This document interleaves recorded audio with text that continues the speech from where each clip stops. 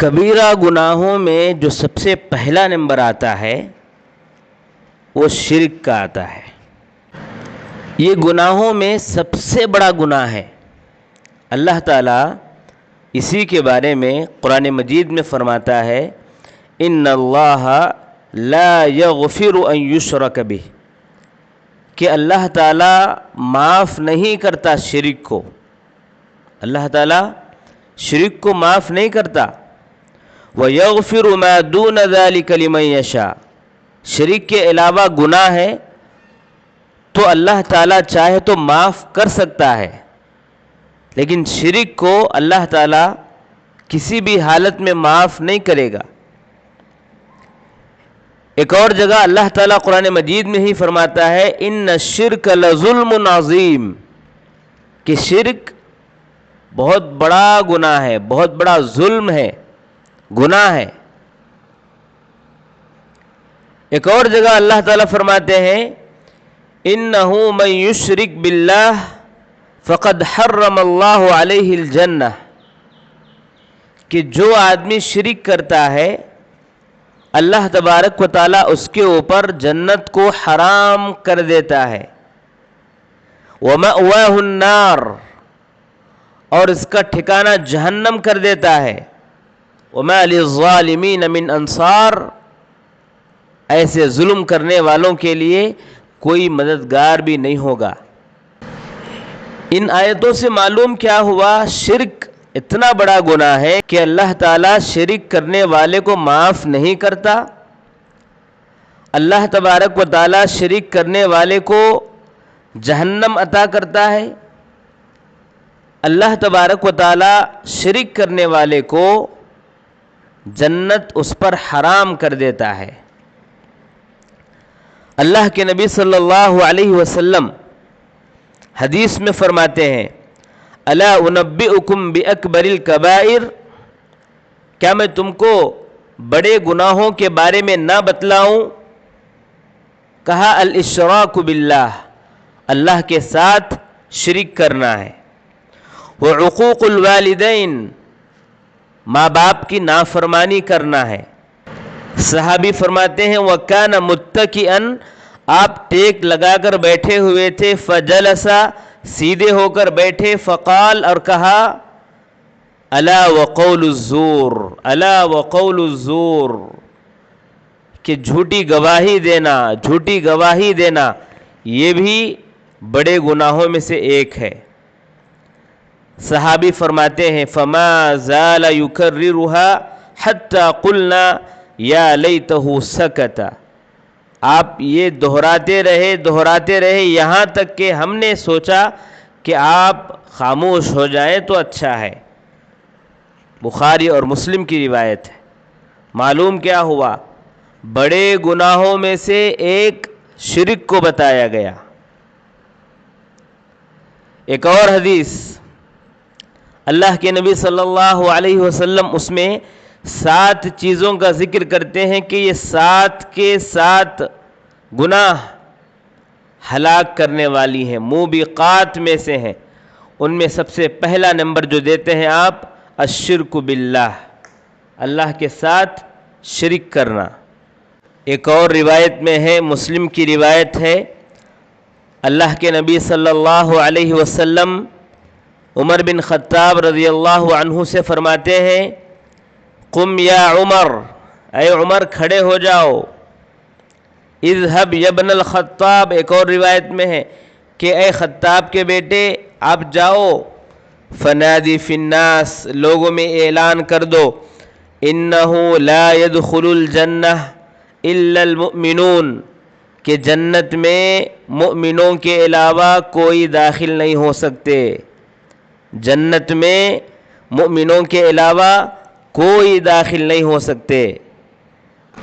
ایک اور روایت ہے، مسلم کی روایت، اللہ کے نبی صلی اللہ علیہ وسلم فرماتے ہیں انہ لا يدخل الجنہ الا نفس مسلمہ، جنت میں داخل نہیں ہوں گے مگر مسلمان۔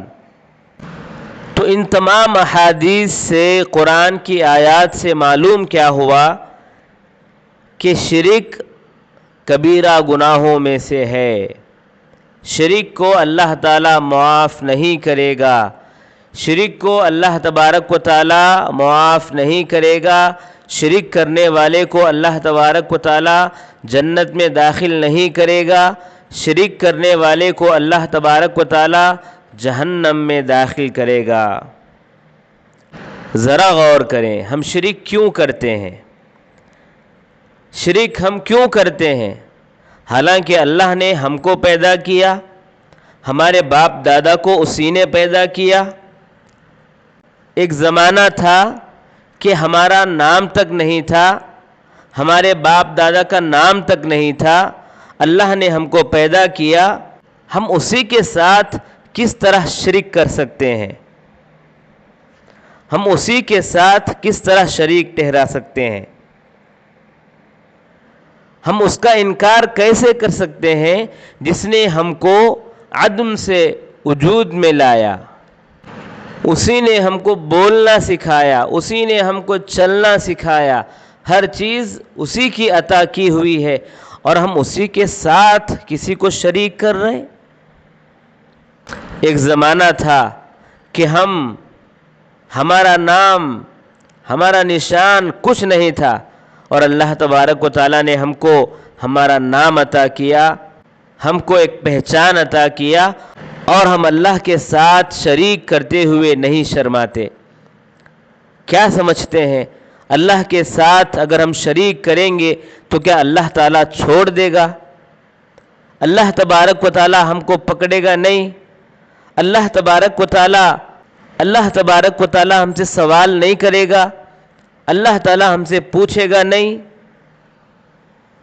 ذرا سوچیں کہ یہ کتنی بڑی غلطی ہم کر رہے ہیں کہ ہم اللہ پر الزام لگا رہے ہیں، اللہ پر ہم الزام لگا رہے ہیں۔ اللہ نے کہا ما ينبغي للرحمن ان يتخذ ولدا، رحمان کے لیے مناسب نہیں کہ وہ ولد بنائے۔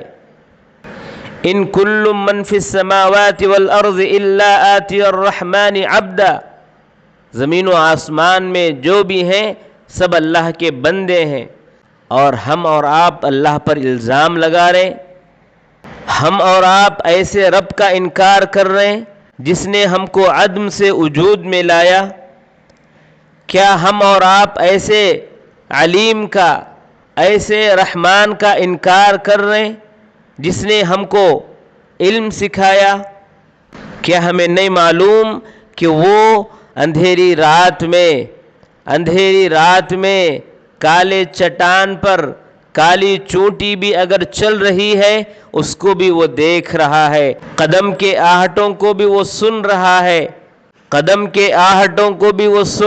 ہے، پھر بھی کیا بات ہے کہ ابن آدم، ہم اور آپ اللہ تبارک و تعالیٰ کے ان تمام نعمتوں کا انکار کر رہے ہیں، اس کے مقابلے میں کسی اور کو رب بنا رہے ہیں، اللہ کی باتوں سے منہ پھیر رہے ہیں، تکبر کر رہے ہیں۔ کلا لا وزر الى ربك يومئذ المستقر ينبأ الانسان يومئذ بما قدم واخر، اللہ کے پاس جانا ہے، وہاں پر حساب و کتاب ہوگا، کیا کیے ہیں، کتنا عمل اچھا ہے، کتنا عمل برا ہے، آپ جو بھی کیے ہیں اس کا حساب قیامت کے دن دینا ہوگا۔ کسی عربی شاعر نے کیا ہی خوب کہا، یا عجبی کیف یعصی الالہ، یا عجبی کیف یعصی الالہ، کہ مجھے تو تعجب ہے کہ الہ کا انکار لوگ کیسے کر رہے ہیں۔ ام کیف یجحدہ الجاحد، اللہ کا انکار کرنے والا اللہ کا انکار کیسے کر رہا ہے۔ وفی کل شیء لہ آیۃ، حالانکہ ہر چیز میں اس کی نشانی ہے، تدل علی انہ واحد، اور وہ چیز گواہی دے رہی ہے، وہ چیز دلالت کر رہی ہے کہ وہ اللہ تبارک و تعالیٰ ایک ہے۔ پھر بھی کیا بات ہے کہ لوگ اللہ کا انکار کر رہے ہیں۔ قیامت کے دن کیا جواب دیں گے آپ اللہ کے پاس؟ وہ جب پوچھے گا کہ میں نے تجھے پیدا کیا، میں نے تجھے علم سکھایا، میں نے تجھے ہر چیز عطا کی، اور تو میرے ہی ساتھ کسی اور کو شریک ٹھہرا لیا، تو میرا ہی انکار کر دیا، تو میرے ساتھ ہی کفر کرنے لگا، اگر یہ سوال اللہ تبارک و تعالیٰ کرے گا تو ہم کیا جواب دیں گے؟ اشہد ان لا الہ الا اللہ و اشہد ان محمد الرسول اللہ. اس کلمے کو کما حقہ پہچان کر اس پر چلنے کی کوشش کریں.